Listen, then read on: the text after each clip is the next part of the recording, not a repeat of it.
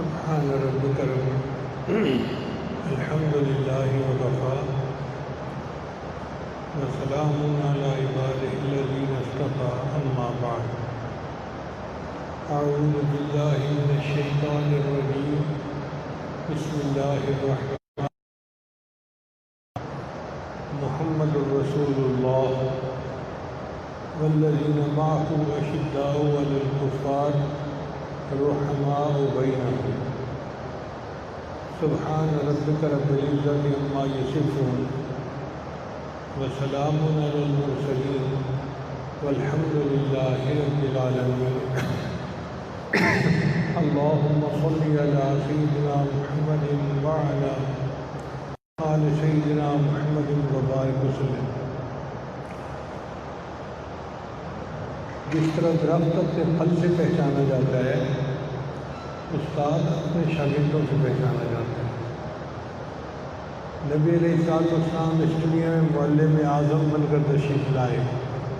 ارشاد فرمایا انما بعثت معلما۔ پھر آپ صلی اللہ علیہ وسلم نے انسانوں کی ایک ایسی جماعت تیار کی جو انبیاء کے بعد ساری انسانیت میں سب سے زیادہ افضل ہے۔ اللہ تعالیٰ نے جو اس امت کو خیر الامم فرمایا، بہترین امت فرمایا، وہ میرے آپ کی وجہ سے نہیں فرمایا، وہ نبی علیہ السلام کے صحابہ کی وجہ سے۔ وہ ایسی جماعت تھی کہ جن کے تذکرے تورات اور انجیل کے اندر تھے۔ ذالک مثلہم فی التوراۃ و مثلہم فی الانجیل۔ اللہ نے تورات اور انجیل میں ان کے تذکرے کیے تھے کہ یہ ایسے لوگ ہوں گے جن کے ایمان اتنے مضبوط ہوں گے۔ تو نبی علیہ السلام نے ہیرے موتی بنائے جو اللہ کو بہت پسند آئے۔ اللہ نے اسی دنیا میں ان کو جنت کی بشارت عطا فرمائی۔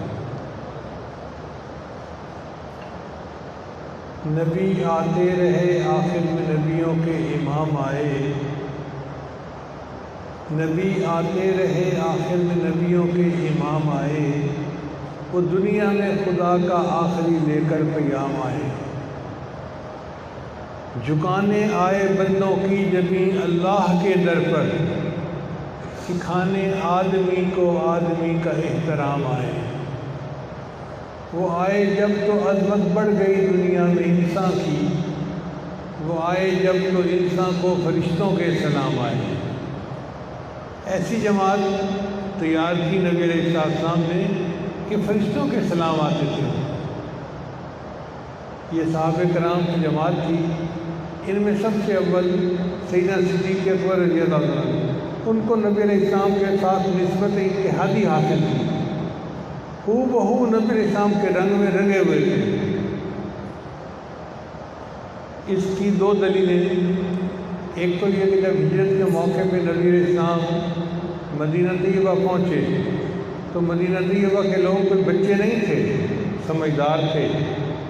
انہوں نے دو ہستیوں کو آتے ہوئے دیکھا اور دونوں رفتار میں، گفتار میں،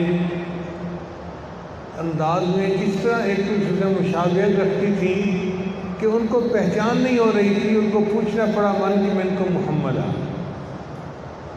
لوگ آ کر پوچھتے تھے، اور مدینہ کے لوگوں نے تو ابو بکر صدیق عنہ سے مصافحہ کرنا شروع کر دیا کہ شاید یہ اللہ کے نبی ہیں۔ پھر کچھ دیر بعد جب سورج کی کرنیں آئیں تو ابو بکر صدیق عنہ اٹھ کر نبی علیہ السلام کے اوپر سایہ کیا، تب پتہ چلا کہ خادم کون ہے، مخدوم کون ہے۔ یعنی اتنی مشابہت ہونا کہ دیکھنے والے میں پہچان نہ رہے کہ اصل کون ہے اور نقل کون ہے۔ نبی علیہ السلام جب غار حرا سے واپس آئے تو آپ بہت گھبرائے ہوئے تھے۔ خدیجہ کبریٰ رضی اللہ تعالیٰ نے پوچھا، اے اللہ کے حبیب صلی اللہ علیہ وسلم، آپ پر بڑا خوف ہے اور آپ بڑے گھبرائے ہوئے ہیں، وجہ کیا ہے؟ نبی علیہ السلام نے فرمایا کہ مجھے لگتا ہے کہ کہیں میری موت واقع نہ ہو جائے۔ تو خدیجہ کبریٰ نے فوراً کہا کہ اللہ ہرگز نہیں، انک لتصل الرحم، آپ تو صلہ رحمی کرنے والے ہیں، وتکشف المعلوم وتحمل القلب وتعین علی نوائب الحق۔ یعنی نبی علیہ السلام کی 5 صفات انہوں نے گنوائیں کہ آپ کے اندر 5 صفات ایسی ہیں ایسی صفات کی وجہ سے آپ کیسے ضائع ہو سکتے ہیں؟ ایک موقع آیا کہ سیدنا صدیق اکبر عنہ نے نبی علیہ السلام سے ہجرت کی اجازت مانگی حبشہ کی طرف۔ نبی علیہ السلام نے اجازت دے دی۔ ابوبکر صدیق عنہ ہجرت کے لیے روانہ ہو گئے۔ ابھی مکہ سے باہر نکلے تھے کہ ایک قریشی سردار ملا۔ اس نے پوچھا ابوبکر کہاں جا رہے ہو؟ فرمایا کہ میں حبشہ جا رہا ہوں، یہاں کے لوگ تو رہنے نہیں دیتے۔ وہ کہنے لگے نہیں، کیسے ہو سکتا ہے؟ انک لتصل الرحم، جو کومنٹ خدیجہ الکبریٰ نے نبی علیہ السلام کے بارے میں دیے تھے وہی 5 باتیں ایک کافر سردار ابوبکر صدیق کے بارے میں گنوا رہا ہے۔ یعنی اخلاقیات کتنے ایک دوسرے کے ساتھ ایک جیسے تھے۔ علامہ اقبال نے ابوبکر صدیق عنہ کے بارے میں ایک بہت ہی شاندار شعر کہا ہے، امن الناس بر مولائے با کلیم اول سینائے با۔ اس نے نبی علیہ السلام کو کوہتور سے مشابہت دی ہے کہ جیسے کوہتور کے اوپر اللہ کی تجلی پڑی تھی اور موسیٰ علیہ السلام کلیم اللہ بن گئے تھے، اے اللہ کے نبی صلی اللہ علیہ وسلم آپ کی کوہتور کی مانند ہیں، آپ کے اوپر بھی اللہ کی تجلیات پڑ رہی ہیں اور آپ کے جو کلیم ہیں وہ ابوبکر صدیق ہیں۔ امن الناس بر مولائے ما کلیم اول سینائے ما۔ چنانچہ نبی علیہ السلام نے خود ارشاد فرمایا کہ لوگوں، جب میں نے بتایا کہ میں اللہ کا رسول ہوں، تم میں سے ہر بندے کو حیرت ہوئی، سوچنے لگ گیا۔ ایک ابوبکر تھا جس نے فوراً تصدیق کی اور کہا کہ میں تصدیق کرتا ہوں کہ آپ اللہ کے رسول ہیں، لہذا ابوبکر میرا ساتھی ہے، تم میرے ساتھی کو مجھ سے جدا نہیں کر سکتے۔ یہ سعادت اللہ نے سیدنا صدیق اکبر عنہ کو عطا فرمائی۔ نبی علیہ السلام نے ارشاد فرمایا، ما صب اللہ فی صدری الا وقد صببتہ فی صدر ابی بکر۔ اللہ نے جو میرے سینے میں ڈالا ہے میرے۔ اب آپ بتائیے کہ نبی علیہ السلام کے سینے انور میں جو نور تھا، آپ صلی اللہ علیہ وسلم نے وہ سارا نور ابوبکر کے سینے میں ڈال دیا۔ یہ نسبت اتحادی ابوبکر صدیق کو حاصل ہو گئی۔ چنانچہ اللہ تعالیٰ نے فرما دیا، ثانی اثنین، 2 میں سے دوسرا۔ علامہ اقبال نے ایک شعر میں 4 فضیلتوں کو جمع کیا، ثانی اسلام و غار و بدر و قبر، کہ وہ اسلام میں بھی دوسرے تھے، غار میں داخل ہونے والے بھی دوسرے تھے، بدر میں بھی دوسرے تھے اور قبر میں جانے والے بھی دوسرے تھے۔ یہ نسبت سیدنا صدیق اکبر عنہ کو اللہ نے عطا فرمائی تھی۔ حضرت عمر عنہ کو شان عطا فرمائی۔ سیدنا عمر عنہ کو اللہ نے عدالت میں خصوصیت عطا فرمائی تھی۔ ان کا عدل و انصاف پوری دنیا کے اندر مسلم ہے۔ اتنا لحاظ خیال تھا کہ ہر بندہ مانتا تھا کہ واقعی دنیا میں انہوں نے انصاف کو قائم کر کے دکھا دیا ہے۔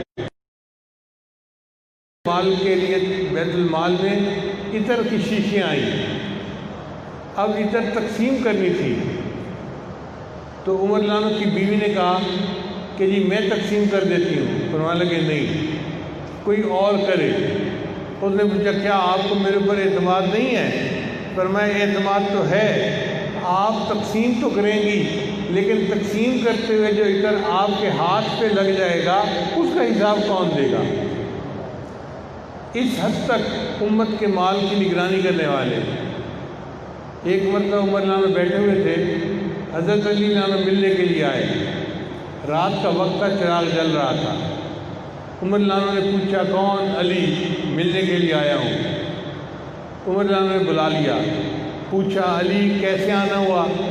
کوئی امور مملکت کی بات ہے یا ذاتی بات ہے؟ تو علی عنہ نے کہا نہیں، میں تو ایک ذاتی بات کرنے کے لیے آیا ہوں۔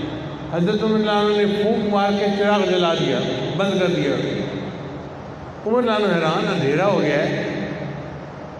عمر مہمان کے آنے پر چراغ جلایا کرتے ہیں، بجھایا تو نہیں کرتے۔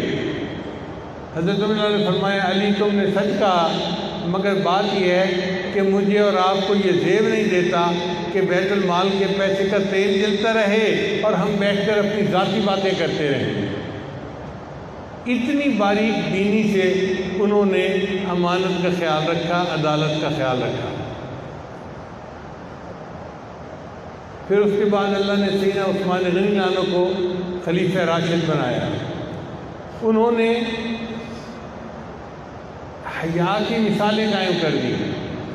حدیث مبارکہ میں ہے کہ نبی علیہ السلام تشریف فرما تھے اور آپ کی جو تہبند تھی وہ پنڈلی سے تھوڑا سا ہٹی ہوئی تھی۔ یہ پنڈلی ہوتی ہے نا، یہاں سے تھوڑا ہٹی ہوئی تھی۔ ابو بکر صدیق آئے، آپ صلی اللہ علیہ وسلم اسی طرح بیٹھے رہے۔ پھر اس کے بعد عمر رضی اللہ عنہ آئے، اسی طرح بیٹھے رہے۔ پھر عثمان غنی جب آئے تو نبی علیہ السلام نے وہ پنڈلی کے اوپر چادر ڈال دی۔ تو کسی نے پوچھا اے اللہ کے نبی صلی اللہ علیہ وسلم، پہلے بھی دو صاحب آئے، آپ نے ان کا خیال نہیں کیا، عثمان آئے تو آپ نے پنڈلی کو ڈھانپ لیا۔ تو نبی علیہ السلام نے فرمایا کہ جس شخص سے اللہ کے فرشتے حیا کرتے ہوں، میں اس سے حیا کیوں نہ کروں۔ اللہ نے ان کو اتنی حیا عطا فرمائی تھی کہ اللہ کے فرشتے بھی ان سے حیا کرتے تھے۔ چنانچہ عثمان ذی النورین کو اللہ نے اس میں خصوصیت عطا فرمائی تھی۔ پھر اس کے بعد سیدنا علی رضی اللہ عنہ کا نمبر آیا، اللہ تعالیٰ نے ان کو شجاعت میں، بہادری میں انوکھا پن عطا فرمایا تھا۔ چنانچہ خیبر کا وہ دروازہ جو کئی بندے مل کر نہیں اٹھا سکتے تھے، انہوں نے اپنے ایک ہاتھ سے اٹھا لیا اور اس کو اکھاڑ کر انہوں نے خیبر کو فتح کر لیا۔ نبی اسلام نے ارشاد فرمایا انا مدینۃ العلم و علی بابها، میں علم کا شہر ہوں اور علی اس کا دروازہ ہے۔ اللہ نے ان کو ایسا علم عطا فرمایا تھا۔ چنانچہ یہ چاروں خلفائے راشدین نبی علیہ السلام کے نائب تھے۔ ایک حدیث مبارکہ میں آتا ہے کہ نبی علیہ السلام نے بیان فرمایا واعظم بلیغا، بہت پر اثر واعظ تھا، لوگ رونے لگ گئے۔ اور ایک صحابی نے پوچھا اے اللہ کے نبی صلی اللہ علیہ وسلم، ایسے لگتا ہے کہ جیسے کوئی بندہ بچھڑنے والا بات کرتا ہے نا، آپ نے تو آج کا ایسا بیان کیا جیسے کوئی الوداعی بیان ہوتا ہے۔ تو نبی علیہ السلام نے فرمایا کہ ہاں۔ اس نے پوچھا کہ اللہ کے نبی صلی اللہ علیہ وسلم پھر ہمیں بتائیے کہ ہم کس چیز کے اوپر قائم رہیں؟ تو نبی علیہ السلام نے فرمایا علیکم بسنتی و سنت خلفاء الراشدین المہدیین، تمہارے اوپر میری سنت کو پکڑ لینا لازم ہے اور میرے خلفاء راشدین کی سنت کو پکڑ لینا تمہارے اوپر لازم ہے۔ جب اللہ کے حبیب صلی اللہ علیہ وسلم ان کو مہدیین فرما رہے ہیں کہ وہ ہدایت والے ہیں، تو کون بندہ ان کے جو ہے بارے میں کوئی بات کر سکتا ہے؟ اسی لیے یہ چاروں جو خلفائے راشدین تھے، یہ نبی علیہ السلام کی بتائی ہوئی ترتیب کے مطابق تھے۔ نبی صاحب نے فرمایا خیر القرون قرنی، سب میں سے افضل میرا قرن ہے۔ اب یہ جو قرنی کا لفظ ہے نا، یہ اصل میں ترتیب بتا رہا ہے۔ آپ چاروں خلفاء کے جو ناموں کا آخری حرف ہے ان کو ملائیں تو لفظ قرنی بن جائے گا۔ صدیق کا کاف، عمر کا را تو کر بن گیا، عثمان کا نون اور علی کا یا، تو قرنی کا لفظ بن گیا اور ترتیب خلفاء راشدین کی سامنے آ گئی۔ اس لیے ہمارا یہ عقیدہ ہے کہ خلفاء راشدین ہدایت یافتہ تھے اور نبی علیہ السلام سے ان کو جنت کی بشارت بائی نیم مل چکی تھی۔ نبی علیہ السلام نے فرمایا ابو بکر فی الجنہ، عمر فی الجنہ، عثمان فی الجنہ، علی فی الجنہ، نام لے کر ان کو جنت کی بشارت دے دی۔ جب اللہ کے حبیب صلی اللہ علیہ وسلم نام لے کر ان کو جنت کی بشارت دے رہے ہوں تو آج ان کے بارے میں کوئی بندہ کیسے بات کر سکتا ہے؟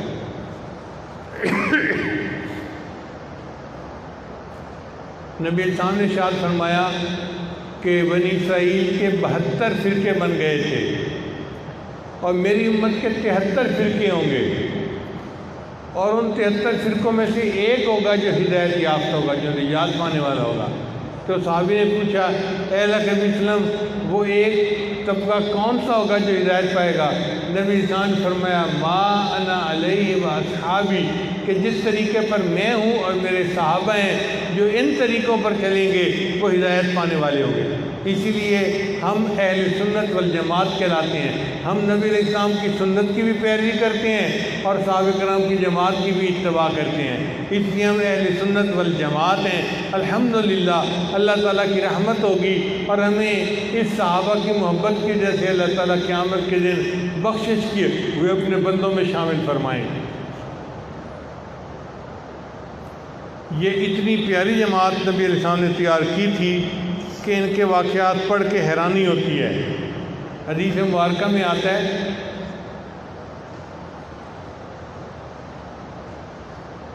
کہ نبی علیہ السلام نے وعظ فرمایا تو ایک صحابی پر گریہ طاری ہو گیا، وہ رونے لگ گئے۔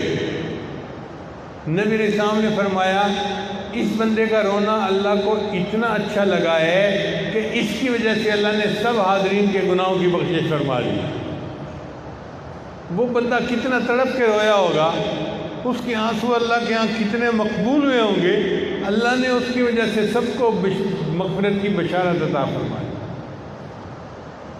ایک حدیث مبارکہ میں آتا ہے کہ نبی علیہ السلام ایک صحابی کے ساتھ جا رہے تھے تو ویرانے میں آپ نے ایک نوجوان کو دیکھا جس نے قمیص اتارا ہوا ہے اور وہ گرم ریت کے اوپر لوٹ پوٹ ہو رہا ہے۔ گرمی ریت کے اوپر تو پاؤں نہیں رکھا جاتا اور وہ گرم ریت کے اوپر لیٹا ہوا ہے۔ تو نبی علیہ السلام نے اس سے پوچھا بلا کے، بھئی تم یہ کیا کر رہے ہو؟ اس نے کہا اللہ کے حبیب صلی اللہ علیہ وسلم میں نوجوان آدمی ہوں، میرا نفس مجھے گناہ کی طرف مائل کر رہا تھا اور میں اپنے آپ کو گرم ریت کے اوپر لٹا کر اپنی آخرت کو یاد کر رہا تھا اور نفس کو تنبیہ کر رہا تھا کہ تو گناہ نہیں کر سکتا۔ تو نبی علیہ السلام نے صحابہ کو فرمایا کہ اس عمل پر اللہ تعالیٰ اس بندے سے اتنا خوش ہیں کہ تم بھی اس سے فائدہ حاصل کرو۔ چنانچہ صحابہ نے اس سے اپنی مغفرت کی دعا کروائی۔ تصدیق کرنے والے اللہ کے نبی ہیں اور صحابہ ان سے دعا کروا رہے ہیں۔ وہ کیسے خوش نصیب لوگ تھے، اللہ نے جن کے بارے میں فرما دیا کہ رضی اللہ عنہم ورضوا عنہ، وہ اللہ سے راضی اور اللہ ان سے راضی۔ جن کو دنیا میں اللہ کی رضا کے پروانے مل گئے، یہ خوش نصیب حضرات واقعی اس قابل ہیں کہ ہم ان کے ساتھ محبت کریں اور ان کی اتباع کریں۔ اللہ فرماتے ہیں والسابقون الاولون من المہاجرین والانصار والذین اتبعوہم بإحسان رضی اللہ عنہم ورضوا عنہ، جو صحابہ کی اتباع کرے گا اچھے طریقے کے ساتھ ان سے بھی اللہ راضی ہو گیا۔ یعنی صحابہ سے تو اللہ راضی تھے، اللہ صحابہ کی اتباع کرنے والوں سے بھی راضی ہو جائیں گے۔ تو یہ ایک جماعت تھی جس کی وجہ سے اللہ تعالیٰ نے اپنے محبوب صلی اللہ علیہ وسلم کو اور عظمت عطا فرمائی کہ ایسی جماعت پوری دنیا میں کسی نبی کی نہیں تھی جو اللہ نے اپنے محبوب صلی اللہ علیہ وسلم کو عطا فرمائی۔ اور ان کے تذکرے اللہ نے اسی لیے تورات میں اور انجیل میں رکھے تھے۔ صحابہ کرام کے بارے میں اللہ فرماتے ہیں اولئک هم المفلحون، یہ ہیں جو فلاح پانے والے ہیں۔ فلاح کہتے ہیں ایسی عزت جس کے بعد ذلت نہ ہو، ایسی کامیابی جس کے بعد ناکامی نہ ہو، یہ فلاح صحابہ کرام کو اللہ نے عطا فرمائی۔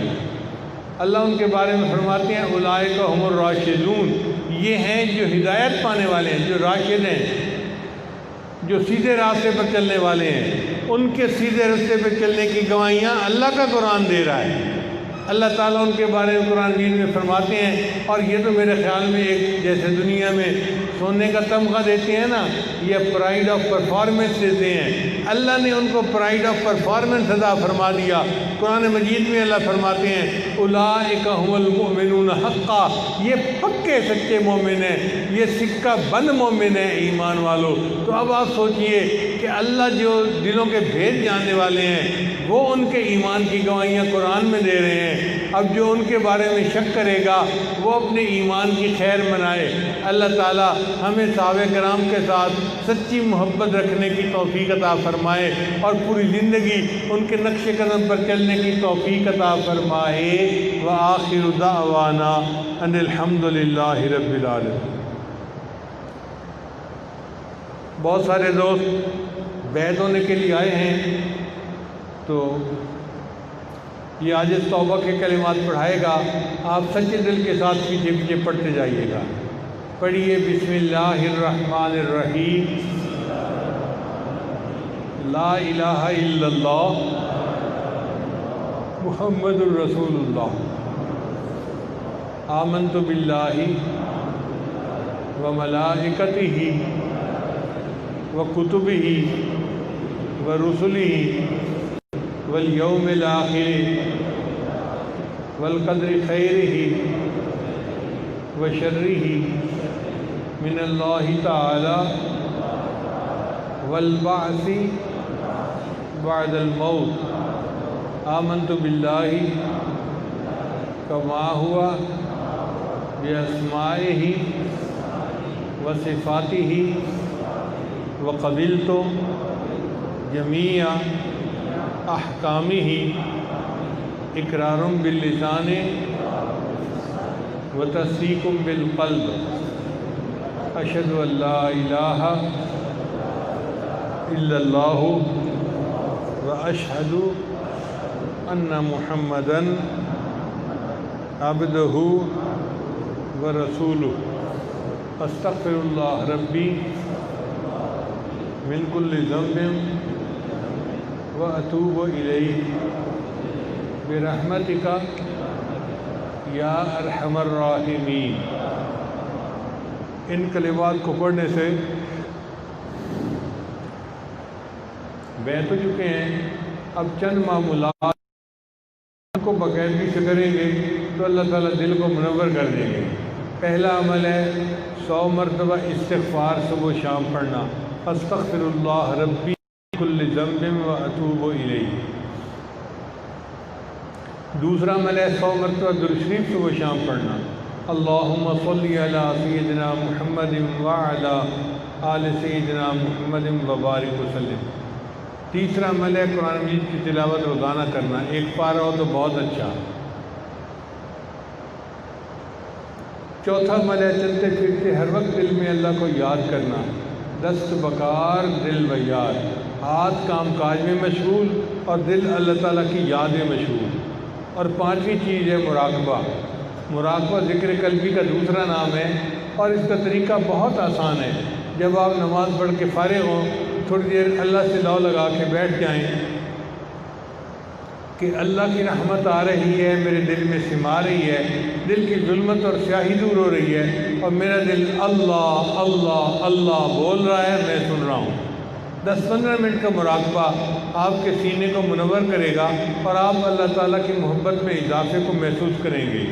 اللہ تعالیٰ سب کو اپنے مقبول فرمائے۔